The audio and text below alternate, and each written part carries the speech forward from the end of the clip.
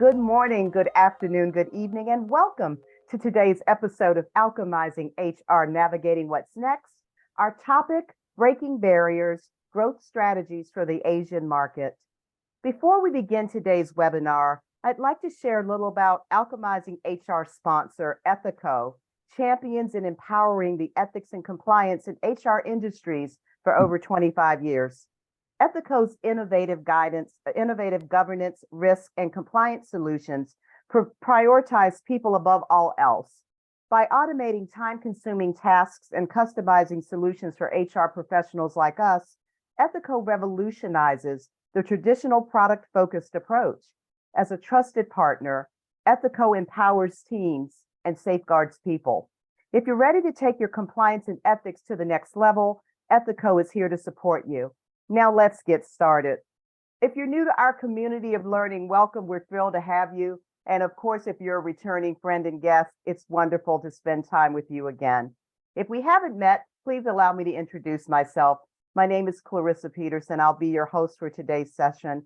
I'm a former Chief HR and Ethics Officer, and I've had the privilege of working on every continent on the planet, with the exception of Antarctica. Never say never. I may make it there one day.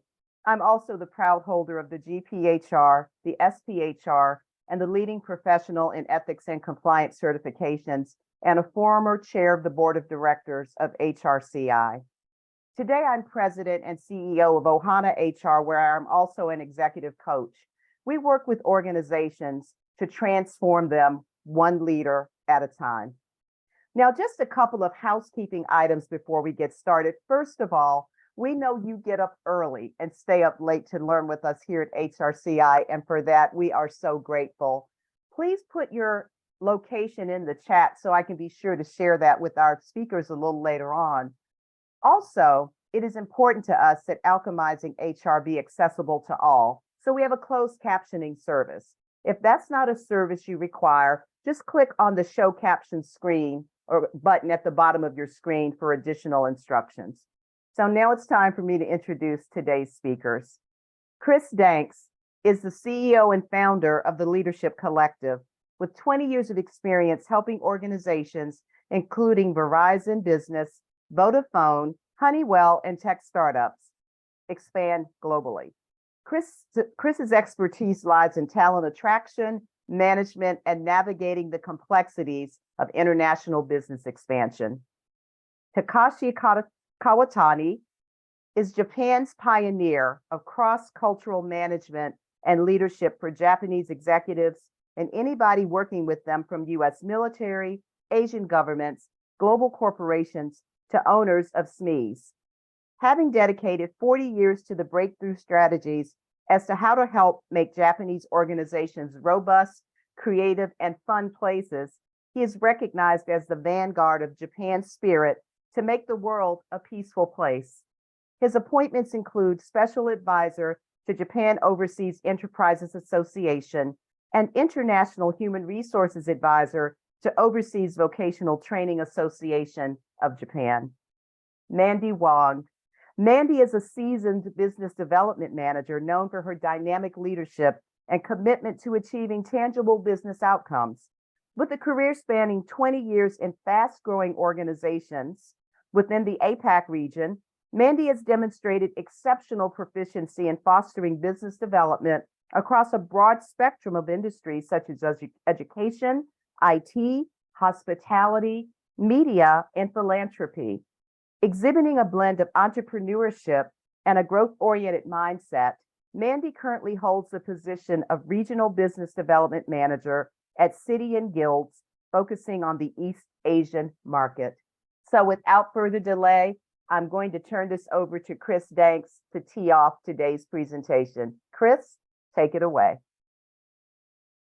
Thanks very much for the introduction, Clarissa.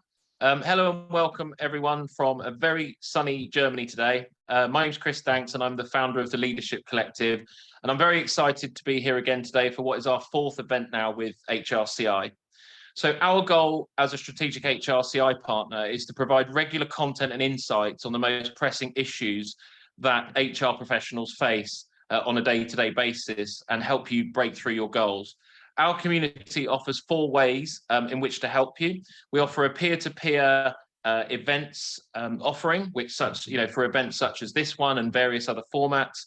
We have a WhatsApp and a Slack channel to help you collaborate as HR professionals and leaders. We also create various types of content on a day-to-day basis, helping you solve HR-related challenges. So all of the information is down in the resources. You can also, please do set up the WhatsApp or Slack channel so that you can contact us and discuss different issues on a day-to-day basis. And our experts here today will be on those channels as well to continue the conversation. So we also offer recruitment solutions on a global basis across 66 countries, from Mexico to China to Germany and beyond, across multiple industries, all delivered by in-country experts. So as part of our partnership with HRCI, we also offer free advisory for HR professionals on many topics. So if you want to speak with one of our global expansion member support executives, the link is also in the resources tab throughout this webinar. So now let me tell you about today's event. We have an awful lot to get through. In today's webinar, our experts, Takashi Kawatani and Mandy Wong, will discuss cultural nuances, power structures, and specific strategies for success across the Asian markets. So I will also point you back down to the resources section, where you will find additional resources such as Takashi Kawatani's book called Winning Together at Japanese Companies. You will also find a variety of insights and data points from Mandy Wong's presentation titled Key Asian Expansion Statistics. So in addition, you'll find a link to the Leadership Collective WhatsApp and in the webinar chat throughout this presentation. So just click on the link. We've also lots of different types of content that we can discuss with you after this event if you'd like to get in touch. So in today's webinar, I'd like to introduce Takashi Kawatani, who will talk you through the 3 topics I mentioned a moment ago, such as hierarchical power structures, as well as looking at the differences in culture between patriarchal and democratic corporate culture across the Asia region. This will then be followed by specific insights on China, delivered by Mandy Wong. Mandy will specifically look at the cultural considerations within China, on how to do business, as well as looking at the talent market and salary insights, along with some other information. So as you'll all know, Asia is a very big continent. Therefore, unfortunately, we can't cover off every country and every relevant topic today. However, the good news is that Takashi and Mandy will be available for questions. So if anything springs to mind, please do get in touch. And if there's any particular content you would like to see on different topics in relation to Asia as a whole, then please do let us know, and it'd be great to hear from you. So just before we get started, just want to run one poll today so we can focus very heavily on the content that Takashi and Mandy are here to present. So the question that we're very curious about here is, what experience do you have as an HR professional operating across the Asia Pacific region? So 3 or more years, 1 to 3 years, less than 1 year, or no experience in the region at all. You should see that on your screen now. So very curious how many of you have experience across the Asian market, but regardless of whether you've worked in the region or not, very confident, having seen the content for today, that it should be useful for you in either way, whether you've worked in the market or not.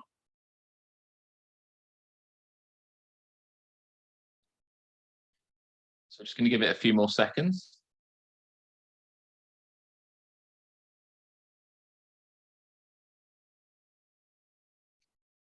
Just while we're waiting, just want to say thanks to our guests today. It's very late their time. I think it's about 2 or 3 o'clock in the morning. So thank you for joining us. So interestingly, around about 75% of you have less than a year's experience, or with 64% of that with no experience at all. So I'm sure there'll be a lot to learn today. So I think it's time to get into it now. So I will hand off to you, Takashi Kawatani, to talk us through your part of the presentation.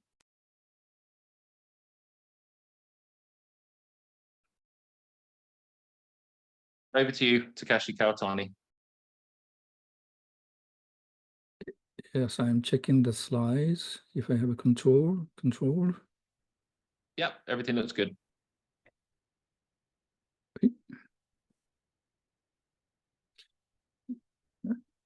I don't have the control of the slides yet.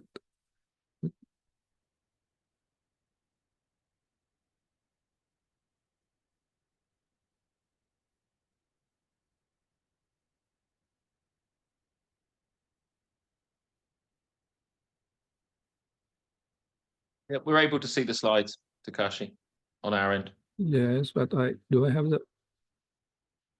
the control.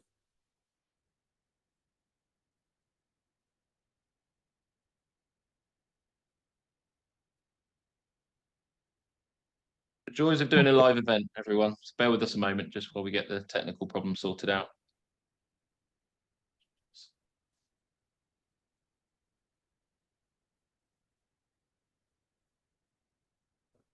Yeah, they're moving on our side, Takashi. So I don't know if you just saw Joe's comment in the notes there. So they're on our screen as part of the webinar. Okay,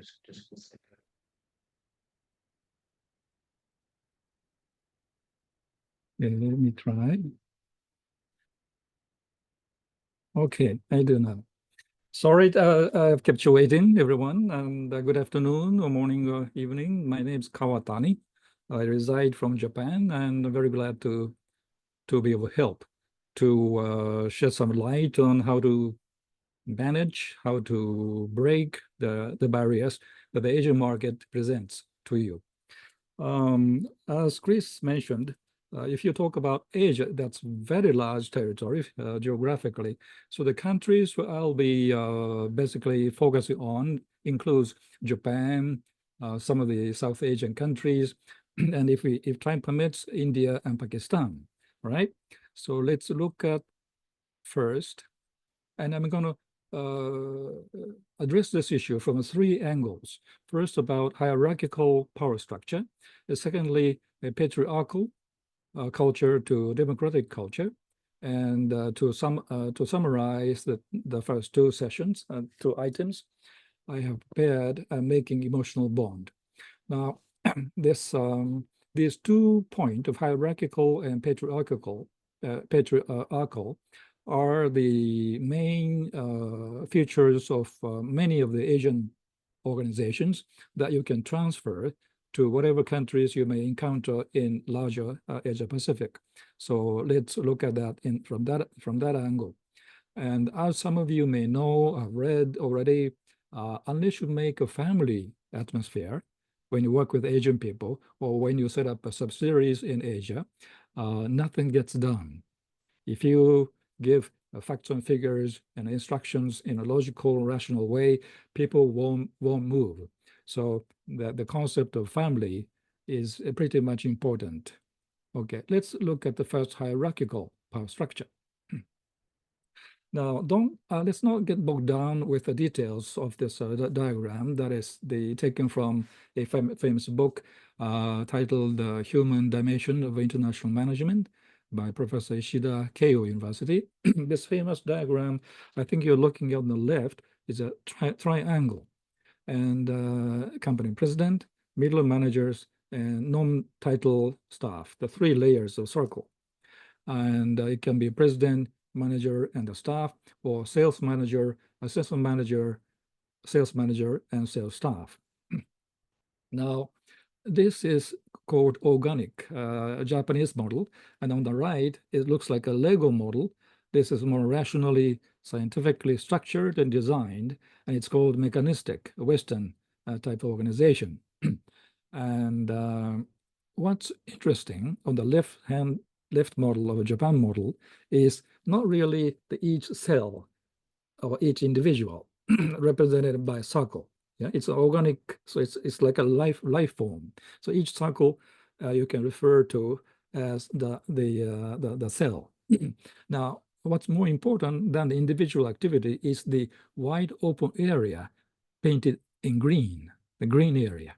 See? And you see the word joint or shared responsibility, where people or responsibilities do not belong to one particular division, one particular person. It belongs to anyone who gets around to see, smell, sniff of the danger coming in from the outside organization, such as customers' complaints, currency fluctuations, and so forth. So anyone who gets to see the event, feel the event first, take up the ball and then throw the ball to the next person, next cell sitting next to you. So this green area is actually the life of the organization, the engine of the organization, because nutrients, the information, oxygen traveling very fast, flowing very fast throughout this organization in the green area. So as long as this company is supported by trust, then people voluntarily move around, not because the boss is around, not because someone's ordered you to do, but voluntarily they take an initiative in conveying the information, processing the information, does things that they think best to help solve the company. Right? And the green area, if you look at the letter in Japanese in red, in the middle of the diagram, it's called horenso. Horenso. It's a Japanese word. You don't need to memorize it, but it's an acronym of 3 words: Hokoku, Rendaku, Sodan. Excuse me. Now, the meaning of horenso is written on the bottom of the page. Value-added report, not just a report, but add your own interpretation analysis so that your boss can understand what you're saying immediately. And number 2, keep each other informed. And lastly, consult. Even if you know the answer more than 50%, 80%, you pretend you don't know enough because you don't enough, and go to someone in the Japanese organization for help, for information. That way, they will you can begin information exchange. Now, here is the kind of a how-to strategy. You as external negotiators or importers and exporters or technical joint venture specialists, whatever capacity, or HR directors trying to manage the locally hired people in one of the Asian countries. Suppose you have a subsidiaries already in the Asian countries. What you can do is look at the arrow, the blue color arrow in the middle of the diagram, make it easy, I wrote, meaning you have to help the person in charge, your counterpart. You have to help the managers inside the Japanese company because they are always troubled, have a headache, how to manage their work because they have to work with so many related parties. See, that's why at the bottom of the triangle, I wrote total participation, knowledge sharing. It takes a lot of time to satisfy as many as possible. That's why on the surface, from outside, Japanese organization seems very slow, looks very slow in decision making. But in fact, internally, very robust, very active flow, very fast at the speed of light, even information traveling around. So what you can do is to try to influence the person in charge and feed them with the high value information that is not readily available locally in Japan, and keep them informed of the current trend, what your company can offer. And lastly, as I said earlier, find the person you can consult. Then they will consult you back in the future. So in order to sell to the Japanese people, Japanese companies, because you're newcomers, nobody's going to trust you without a track record. So what you can do to sell to the Japanese, please do not sell. If you want to sell, do not sell. What you sell is yourself. Please sell yourself as a human being, a good, nice, reliable, dependable person. Right? Sincere, honest approach, and try to help their internal problems, even though they may not have anything to do with your product and service that you're trying to sell. Spend time, invest time, eat with them, solve their problem, then the time will come. They feel close to you, and then they will feel indebted. That's a key word. That's a key word. In all over Asia, including perhaps China, of course, they will feel indebted to return the favor back to you after your investment of time and energy and passion with them. Then they will open the door. Once they open the door, they will buy a lot from you, and they will buy from you over a long period of time, and that's consistent with the amount of time you have spent with them. Okay. The explanation was maybe a bit too brief for you to grasp the whole concept of organic, but it's like a human organism, human body.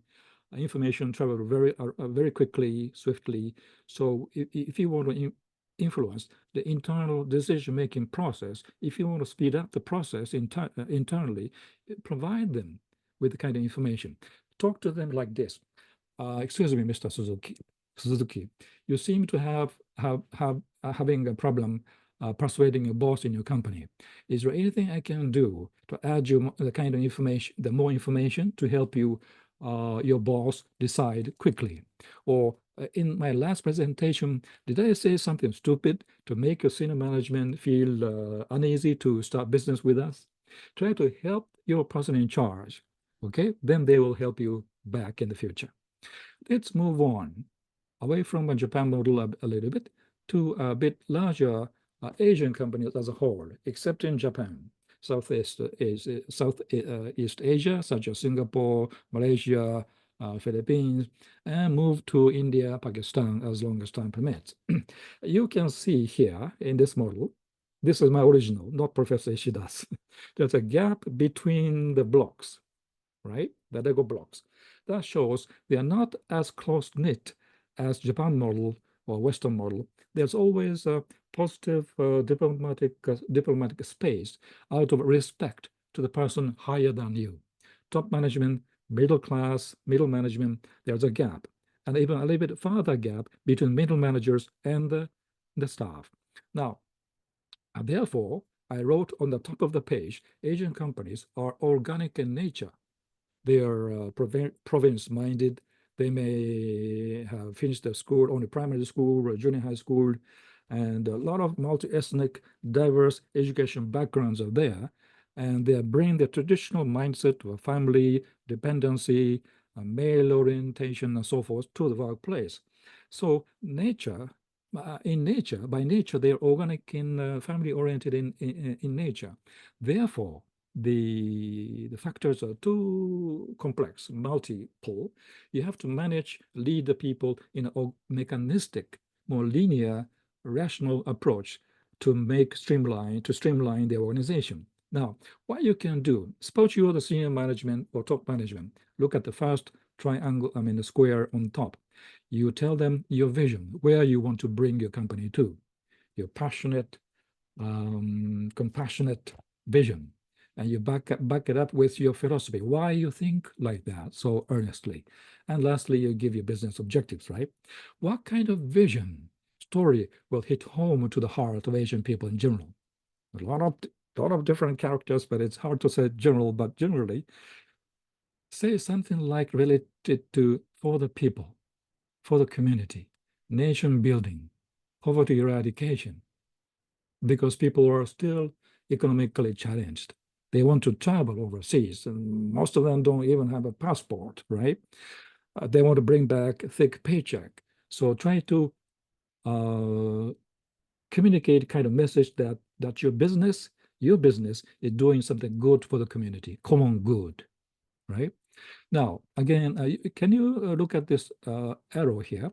Top management must educate middle management. Bring them to your side. Bring them to the penthouse of your condominium you're living, and drink after the meal, heavy alcohol if you're not Muslim, and then talk everything under the sun, right? And give them, feed them all your visions and dreams. And also, a senior leader must come down to the shop floor, factory floor, once in a while, because in Asia, a big boss usually doesn't come down to the bottom. Therefore, you please to try to come down. Then they will respect you, taken aback, surprised by the fact that the top management has taken the time to come down to my oily, dirty, noisy machine shop floor. And they even mention my name. They will take them back. They will respect you, a sense of awe. And they will work more than what they are told to do, what they're told to do, right? There's a secret. Create a family atmosphere. Take time to speak to them once in a while. Then they will, quote unquote, die for you. They will die for you. That's what the Malaysian Muslim told me before. Okay, so that's a little bit fast, but organic in nature, therefore, and too many multiple factors, therefore, try to be fair, transparent when it comes to organizational management. When it comes to people management, be human. Let's summarize what I've just mentioned. Excuse me. Let's summarize how to manage hierarchical Asia. Talk with the top person face to face. That is the easiest way, of course. Come down to the floor from once in a while, and develop middle managers into linking pins with the lower level people, subordinates, I mean. You identify internal influencers, and through the middle management, through influencers, you let your information trickle down to the bottom. So middle managers must be multilingual, because people speak multi languages. They don't even speak good English, perhaps. They have to be culturally knowledgeable about Western culture as well as local culture. So middle managers, influencers, cultural interpreters is very, very important. Okay? Now, here's a famous research done by Hewitt Associates, HR, perhaps you will know something about them, based in Hong Kong. They did a survey to more than 200,000 subjects, and they came up with the research of best employees and average employees, best employers and average employers. Now, 87% of best employees feel that they receive enough good information about their company's results and performance, compared to 57% of the rest of the average successful employees. Now, what differentiates best employers and the rest of employers is ROE, return on equity, retention ratio, and so forth. So in this best employers, you will see they are doing good job of letting information trickle down, good information shared, compared to only 60% below of their average employers. Now, at the bottom, I wrote something a bit unusual, perhaps, to people living in your area. Respect royal families, kingdom country, royal countries, Thailand, Malaysia, and so forth. Sometimes your members, key leaders, may come from the royal families, relatives and sons and daughters of royal families. Then they will put their title on the business card, and you will notice that. Then secondly, I wrote Hajj, H-A-G-I. Hajj, have you heard that before, somebody? Hajj is a title given to those who have paid a pilgrimage to Mecca in the Middle East. When they come back after pilgrimage, they are given a title, and they will carry it to the business card also. So Tuan Haji, Mr. Haji, Ismail, and so on. Yeah? And then honorary titles, like in the UK, you have Baron or Duke. In Malaysia, former British colony, local business tycoons, high-ranking officers have Dato Tan Sri, in comparison to Baron or Duke. So if you notice this word, those are the high society kind of people. So you better build a relationship. Then you can develop a relationship, not only industry relationship, presidents and the chairman, but also high society of your organization. If you're not sure, of course you're not sure, you're first timers, then talk to your middle managers, or your right-hand man, right-hand woman. Okay. Now, let's look at the second title, Patriarchal to Democratic Corporate Culture.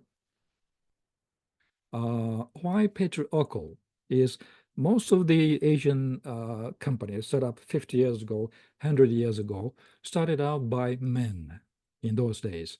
Male-oriented organization is a traditional way to start up the company. Now, second generation, mostly sons of the founding fathers, are running the show in the capacity of directors or maybe the president. Now, how to manage patriarchal Asian organizations in a more democratic way, or any other way that you wish, right?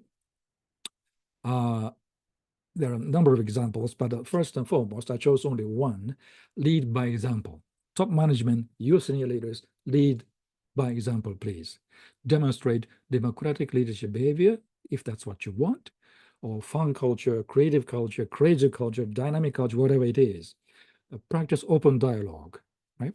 There's an interesting company in Bangkok, the company that invited me before. It's a purely Thai local public firm, a relations firm, but this president, Thai president, wears a gold necklace, a wide open collar shirt, and wear jeans every day. And he doesn't mind spending time with eating and drinking with the young stuff fresh out of college. So this whole company has succeeded in creating a culture, open, dynamic, fun culture, irrespective of the national culture of Thailand. Okay? And that's what you can do if you're a multinational organization. Now, again, according to this Hewitt Associates, the survey, the best employers harness the power of their culture and create a humanistic performance environment. Power of the culture and performance humanistic environment.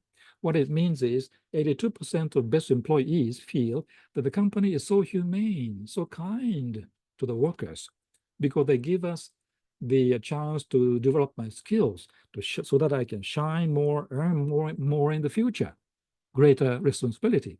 That's a way to show a human touch to the worker.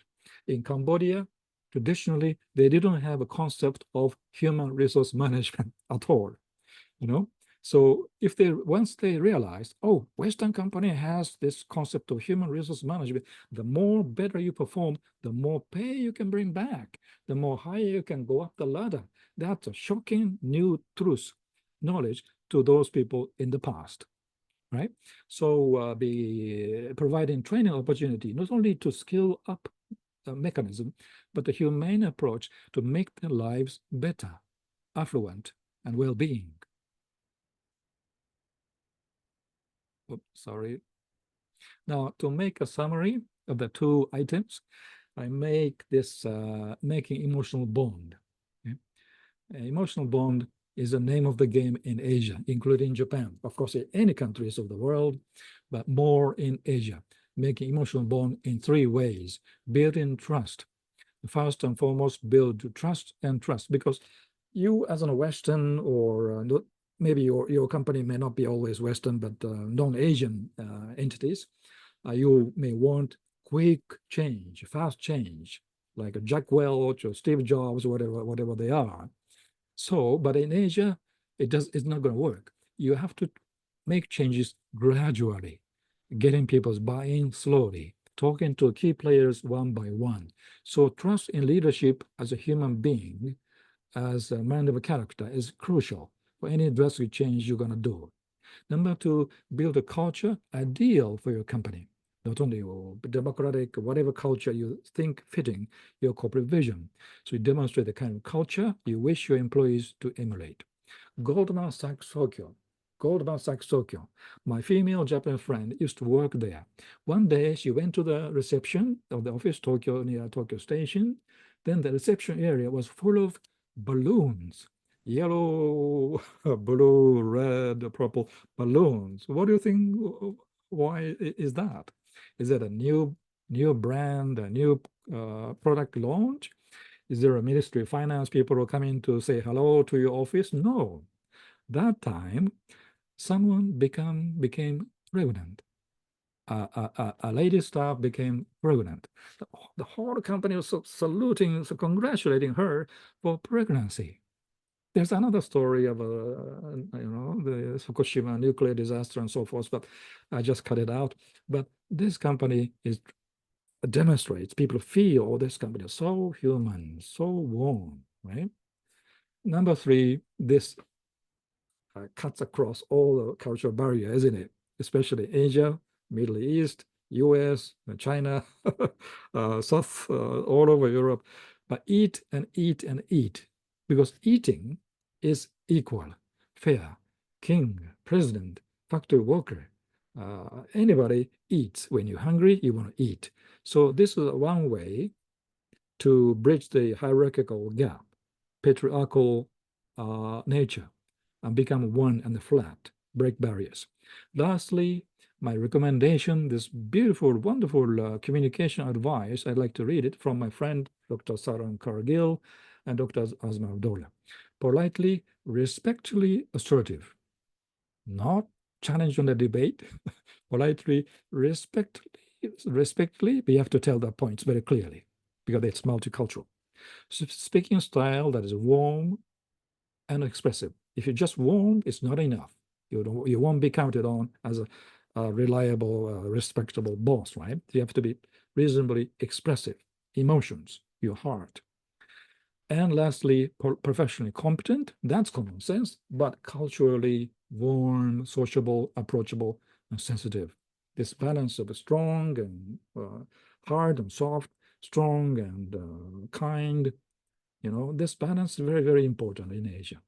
Okay, I'm sorry, I may have spoken a little bit too fast, I know, but if you have, please raise a lot of questions, and I look forward to Q&A. Thank you, Chris. Over to you. Thank you, Takashi. Fascinating as ever. And I would definitely encourage you out there to have a look in the resources that Mr. Kawatani's book and other work. And we also have on the Leadership Collective.global another recorded webinar on Japan specifically, which is very, very interesting and some great stories in there. So thank you, Takashi. That was very interesting. Thank you. So now let's take a deeper look at China. So as you'll know, China is the biggest economy across Asia. So we thought it may benefit many of you if we just spent a few minutes taking a deeper look into the cultural nuances, talent availability, and salary trends within the region. So Mandy, over to you. Thank you, Chris, and thank you, Mr. Kawatani, for sharing. Good afternoon, good evening, everyone. Thank you, Carissa, for the introduction in the beginning. In the past 20 years, I have been doing business development in the APAC regions and beyond. Currently, I'm based in Hong Kong and recently heavily involved in China market. So there are lots to discuss about doing business in China, and I'd like to provide different perspective from the overview to a closer view. For the broader perspective, I've included a link to download a PDF that covers some key figures such as average annual wage by sectors and by regions. Speaking about region, the Eastern region in China, for example, is more economically advanced, export-oriented, with a lot of high-tech industries, international trade, and a highly skilled workforce. In contrast, in the central regions in China, is more focused on the agricultural productions, food productions, and natural resources extractions. And in the PDF, it also shows about the distribution of the workforce. It has been changing in the past 10 years with employees shifting towards the tertiary industries. It also highlights the talent gap in the top 10 industrial areas, as well as some emerging phenomena such as in a new industry, new job hopping, and the slash lifestyle. So feel free to download. And so, all right, let's jump into this first slides. I'll talk about some key things to keep in mind from a micro perspective, that is a culture when doing business in China. So what's the Chinese business etiquette and customs? First of all, building relationships.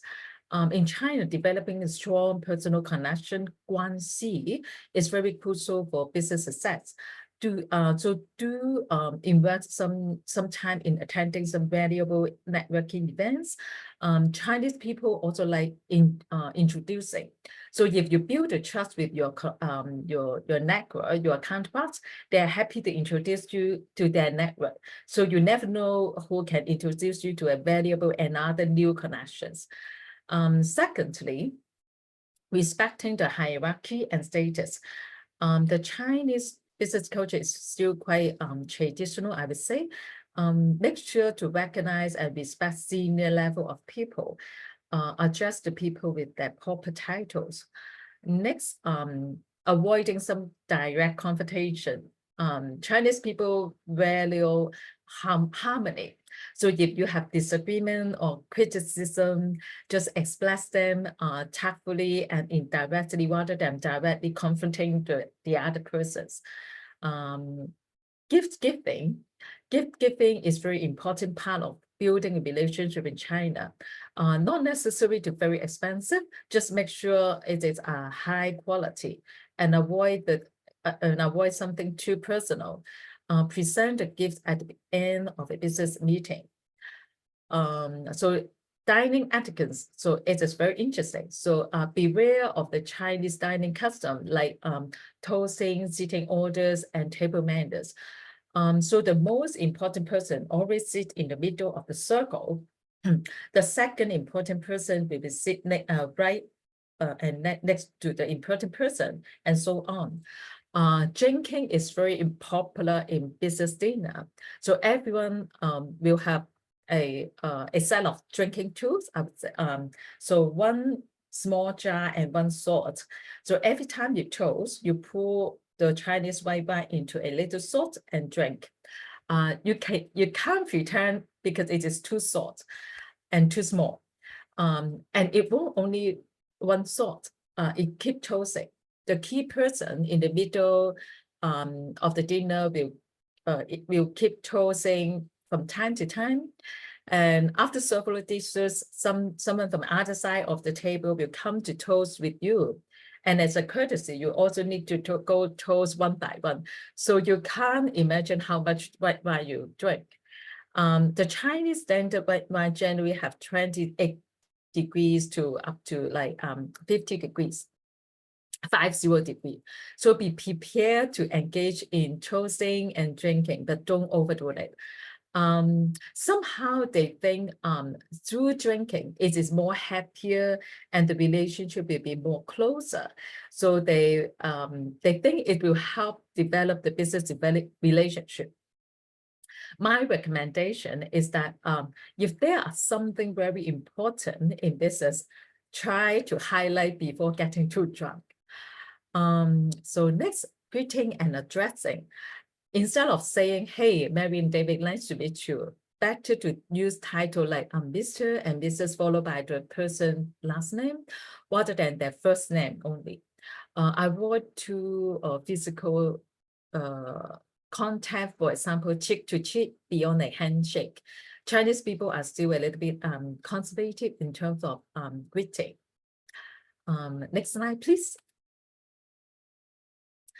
Negotiation and decision making. Decision making in China can be a slow process. So just be patient.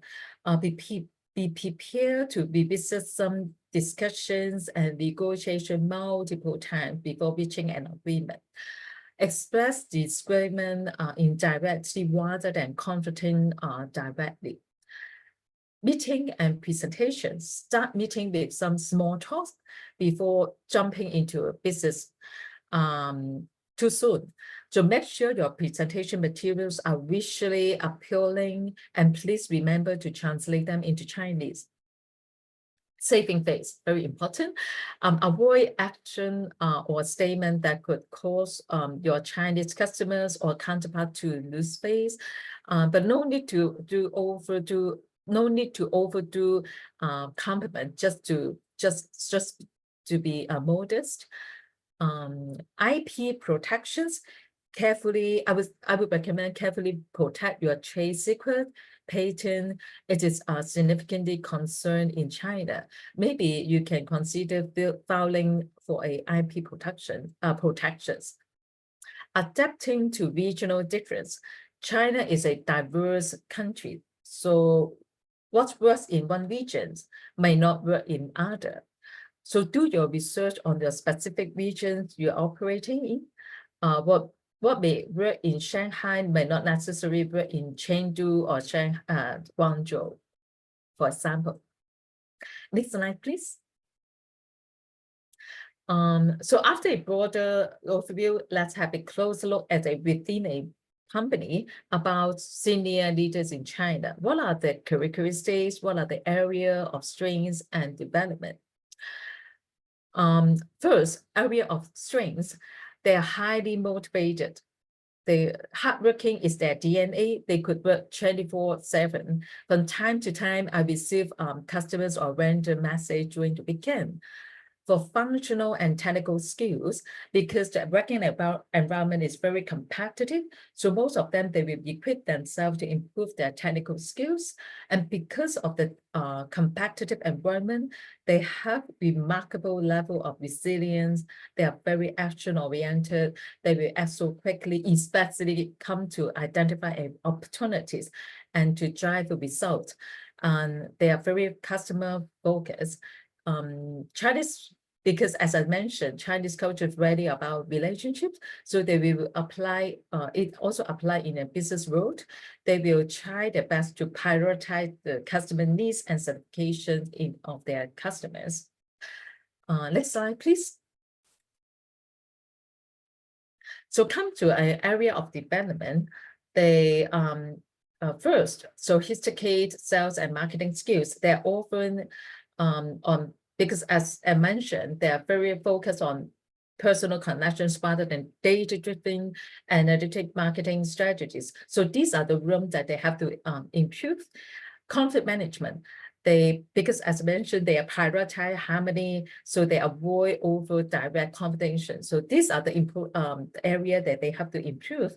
Creativities in their blood, they are still more obedience and more following senior management rather than criticizing or creative. Motivating others. Chinese people are more implicit, not very expressive, so not much effective way to encourage and empower their workforce.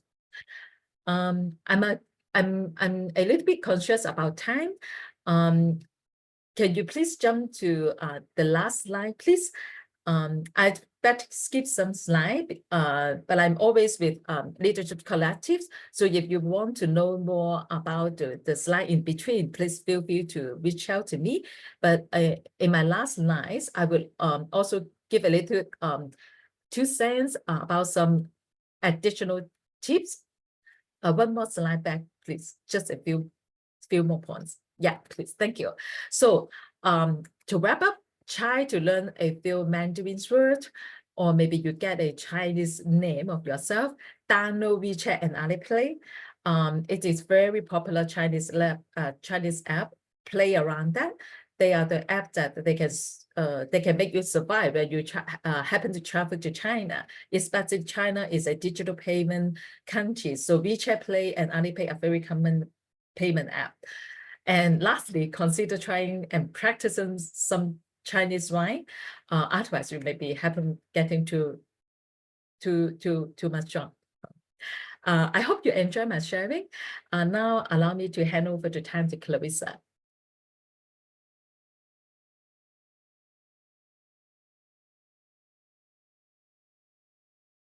Thank you so much, Takashi, Mandy. What an amazing presentation. I learned so much. Just wish that I knew you way back when I was doing some of these travels myself. So thank you for giving us the perspective that we need to be successful when we attempt to do business in your market. So thank you so much. As I said earlier, our HR community gets up early and stays up late. And before I continue, thanks to both of you for disrupting your sleep schedules to be with us today. We so appreciate it. And the rest of our HR professional and community here does similar. So we have HR professionals from all over the world, but in addition to the US, we also have HR professionals today connecting in from Ghana, the Netherlands, Rwanda, Canada, Cameroon, Nigeria, India, Tanzania, Spain, Myanmar, Kuwait, Egypt, England, China, Korea, Poland, Saudi Arabia, Taiwan, Hong Kong, Austria, and Bangladesh. If I missed your country, please go ahead and put it in the chat. So we'd just like to ask you both a couple of questions. Takashi, I'm going to start with you. I'd like to hear more about Parenzo. I love that concept. And it seems, the way you explained it, it seems so easy for employees in Japan to do this, but different for some of us in the West. What is your piece of advice for the first thing we need to do to learn more about how to show Horenzo when we come to Japan? Okay, Horenso is the first training that the new hires get from the senior people in the company. You're asking how to do it, being a non-Japanese. Well, my conclusion is think of others first. Be always mindful of others first. Their needs, other needs is primary. Your needs, your ego, your need is secondary. Then you will notice what you can do to help other person. If you help the other person, they will help you back. When you're on sick on leave for 2 days, after she returns back, you will inform her of what has happened during her absence. We help each other out, build, this way we build not just a simple harmony, but the strong ties and almost like a kinship, Yes. right? Brothers and sisters. Therefore, when the boss is in trouble, we feel like helping the boss. Helping the boss. Know each other. We can accept being tough. They are being tough on us because they love me. Because they are thinking of our future, my growth. Is that the answer to your question? That is a Very- beautiful answer. And it's really about, I'm leaving my ego at the door. I'm not bringing, it's not about me. It's about the collective. yeah, It's about yeah. all of us. So thank you for that. That's right. Mandy, I'm going to ask you this question. Are women viewed as equal contributors? Actually, I'll ask you both of these questions. I'll start with you, Mandy. Are women viewed as equal contributors in China and Hong Kong? And how does this affect how communication should or does take place from women to men? I would say even though I'm Chinese, I'm based in Hong Kong, I still find there are different in terms of the business cultures from between Hong Kong and China. And am I correct that your question is particular around the women and men? Yes, Okay. around the gender dynamic, yes. I would say there are not that big difference between women and men. Even I'm my woman, I'm going to join the business dinner. They always like toasting, giving me a Chinese my consider me like a man. Then I can drink. I can see the Chinese women. They can very strong. I mean, they're very good at drinking. So I think no matter it's a man or woman, the personal contact with the customer is also like handshaking, not a lot of physical contact, like cheek to cheek, that things. Woman, I would say, even though maybe having a business dinner, the key person always in the middle. And then just next to each other will be the second important and the third important, and so on. They sometimes I would say the Chinese men, they might not I understand that maybe there will be a some traditional value that a Chinese man is more superior or higher, more senior than the woman. Yes, it shows a little bit, but not that strong. Compared to like a family within the family. In a business world, it is still like a business world, I would say. Excellent. Thank you, Mandy. Takashi, what about in Japan? Women managers, executives are much fewer than men, like in all countries, including the US. In Thailand, in Thailand, a little bit more female advancement to ministers of the government, to top management of the companies. And in India, as you know, I guess the former president of Pepsi Cola was a woman. And she made a big success in the US also. But in Japan, still having a hard time. But you know, the women can make the best global managers. A long time ago, I guess 30 years ago, Newsweek magazine called the women, the next century will be the century of the women, because the world will become more global because of the sensitivity to details and emotions, the relationship, team orientation. So Japanese men, middle managers and above, are very set in their thinking. Their priority seems to be keep the positions rather than radical change. They're afraid of changes, you know. So Well, in that sense, but Japan started out as a country of women. Japan's founding god is a goddess of sun goddess. So on the surface, men seems to be very bossy and control the system, but it's their pretension. And in fact, in the family, women are very much respected, very much. So, and in Excellent. business, male leaders should learn a lot from the human relations technique, negotiation techniques, and attention to the relationship of all the multicultural complexities from women. Excellent. Thank you so much. Yeah. Mandy, I'm going to leave you with the last question. It's very specific. I'm going to ask you to briefly respond. This person says they're hosting a tour of our university for the dean of a foreign medical university tomorrow from China. I made note of the etiquette pieces, but are there any recommendations for the interaction that will take place in such a short time frame? So I'll ask you, what is the number one thing they should be focused on? Just be a real person. I would say smile, and that they will feel you treat them as a friend, because they value harmony. They are very professional in dealing with the human relationship, so they know whether it is come from your heart or not. So they will, just as being a very real person, just be hospitable and just be nice to them. They will feel that. So I think this is the number one. Just bear in mind, just treat them like a friend, then will be fine. Even though they are quite hierarchy, but the senior people, if they feel you treat them nicely, they will do the same to you. No need to very serious. Just bear in mind something that don't overdo it, or don't do it next. Just be modest is fine. Excellent. We're going to land it there.